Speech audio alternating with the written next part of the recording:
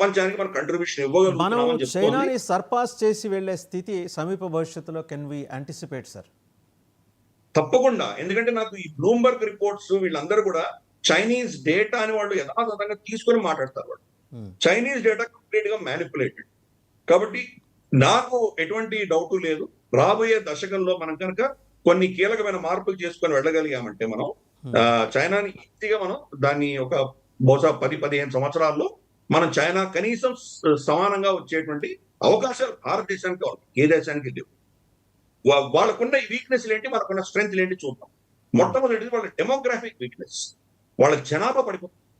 మనకు టీఎఫ్ఆర్ అంటారు, total fertility rate అంటారు. టోటల్ ఫర్టిలిటీ అంటే సగటు స్త్రీ తన జీవిత కాలంలో ఎంతమంది పిల్లల్ని కంటుంది అన్నది ఒక స్టాటిస్టిక్స్ ఉంటుంది.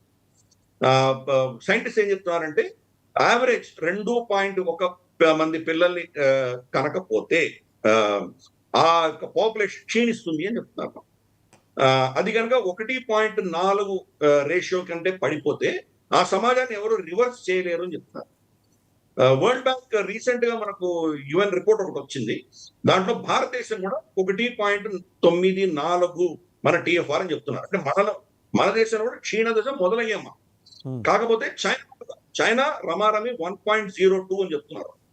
అంటే ఒక సగటు స్త్రీ ఒక పిల్లవాడి కంటే ఎక్కువ కనట్లేదు. అటువంటి పరిస్థితుల్లో 20-30 సంవత్సరాల్లో వాళ్ళ ఫ్యాక్టరీలో పనిచేయడానికి ఎవరు ఉండరు, వాళ్ళ సైన్యంలో భర్తీ అవ్వడానికి ఎవరు ఉండరు.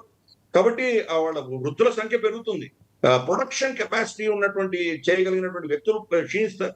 అది మేజర్ డెమోగ్రాఫిక్ ఛాలెంజ్ చైనాకి. రెండవది ఇందాక నేను చెప్పినట్టు ఫుడ్ ఇన్సెక్యూరిటీ కూడా విపరీతమైన ఫుడ్ ఇన్సెక్యూరిటీ.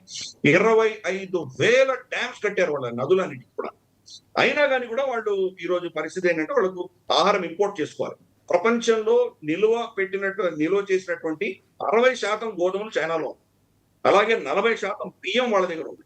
ఇటువంటి వాళ్ళని స్టోర్ చేసుకుంటారు. ఎందుకంటే రేపు రోజు అమెరికాతో ఎవరితో యుద్ధం వస్తే కనుక వాళ్ళని కట్ చేస్తే కనుక వాళ్ళ ప్రజలకు తినడానికి తిండి ఉండదు. ఆ ఇన్సెక్యూరిటీ వాళ్ళకు ఉన్నది. అలాగే high end technology America deny చేస్తుంది. ఈ ఇబ్బందులు వాళ్ళకు ఉన్నాయి. దానికి రివర్స్ భారతదేశం చూస్తాం. మన పాపులేషన్ క్షీణ దశ వచ్చినా కానీ కూడా మనకు కనీసం అంటే ఒక 25-30 సంవత్సరాల అడ్వాంటేజ్ చైనా కంటే మనకు ఉన్నది. 30 సంవత్సరాల తర్వాత మనకు కూడా ఇబ్బందులు మొదలవుతాయి మనకు కూడాను. కాకపోతే మన పాపులేషన్ అది ఒక అడ్వాంటేజ్ గా ఉంది సార్. ఇందాక ఒక మాట చెప్పారు మీరు, చైనాకు వచ్చేప్పటికి 1.02%, అంటే సగటున ఒక మహిళ ఒక్క పిల్లాన్ని కనగలుగుతున్నారు. రాబోయే 20 ఏళ్లలో వాళ్ళకి ఈ కొరత, అంటే యువతరం కొరత అయితే బాగా రాబోతోంది. వచ్చినా కూడా వాళ్ళందరినీ తీసుకెళ్ళి మళ్ళీ సైన్యంలో ఎక్కడో పెడతారు. సో మిగిలిన డిసిప్లిన్స్ మీద వాళ్ళ ఫోకస్ తగ్గుతుంది అంటున్నారు. కానీ వేరే వాళ్ళు ఇప్పుడు ఏదో చర్యలు తీసుకుంటున్నారు జనాభా పెంచుకుంటానికి మళ్ళీ అని తెలుస్తుంది. ఏది నిజం సార్ ఇందులో? ఇప్పుడు గవర్నమెంట్ ఆర్డర్ ఇచ్చినంత మాత్రాన పిల్లలు కనేస్తారా? గవర్నమెంట్ ఆర్డర్ ఆధారం ఎవరైనా కంటారా? ఇది మన పరిస్థితి. అమెరికాలో కూడా ఏంటంటే దంపతులు ఇద్దరు కలిసి ఉంటే గనక 10 ఏళ్ల కంటే ఎక్కువ వాళ్ళు కలిసి ఉంటే డివోర్స్ చేయకుండా వాళ్ళకు ట్యాక్స్ రాయితీలు వస్తాయి. ట్యాక్స్ రాయితీలు వస్తాయి కదా అని ఎవరైనా మూడు పెళ్ళాలు విడిపోకుండా ఉంటారా? వాళ్ళిద్దరి మధ్యలో విభేదాలు వచ్చిన తర్వాత ఎంతెంత అలిమోనీలు ఇచ్చినా వాళ్ళు ముందర విడిపోవడానికి సిద్ధపడతారు కదా. కాబట్టి ప్రభుత్వాలు ఏదో చేస్తే ప్రభుత్వాల రూల్స్ ప్రకారం ప్రజలు పిల్లల్ని కనడమో కనకపోవడమో డివోర్స్ చేయకపోవడమో ఇవన్నీ వాళ్ళు నిర్ణయించారు. వాళ్ళు వ్యక్తిగతమైనటువంటి దీనివల్ల నిర్ణయిస్తారు. ఈరోజు పరిస్థితి ఏంటంటే చైనాలో ఒక పిల్లవాడిని పెంచాలంటే చాలా విపరీతమైన ఖర్చుతో కూడింది. మన దేశంలో కూడా పరిస్థితి అలాగే ఉంటుంది మనకు. కానీ చైనాలో ఇంకా విపరీతంగా పెరిగింది.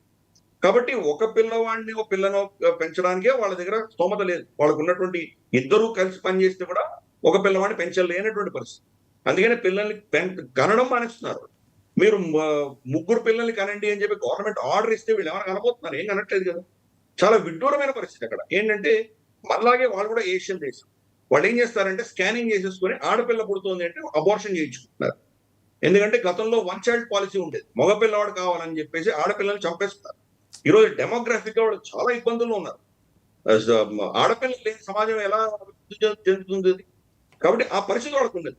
కానీ వాళ్ళు ఏం చేస్తున్నారంటే ఈ డెమోగ్రాఫిక్ ఖర్చు ఇంత పెరిగిపోయింది కాబట్టి వాళ్ళు పిల్లలు కనట్లేదు. రూరల్ ఏరియాస్ లో ఏమో ఆ ఆడపిల్లలకి మనకు అంటే ఆడవాళ్ళు లేరు, ఆడపిల్లలు లేరు, మగవాళ్ళు ఉన్నారు.